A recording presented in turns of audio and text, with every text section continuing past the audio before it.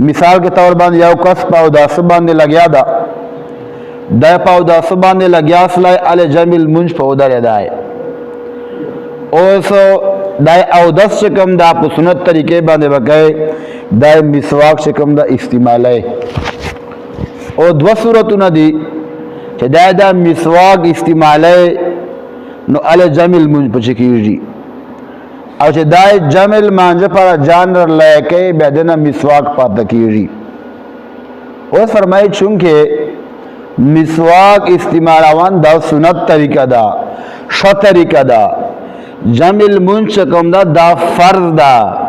اوس که چیرې دو دلته ترجیح مسواک ته ورکړه او دا هغسې مسواک استعمالولای او جمع المنج په چوسلای، نو دا دو فقاحت چکم دا نہ ہونے کی علامت تا.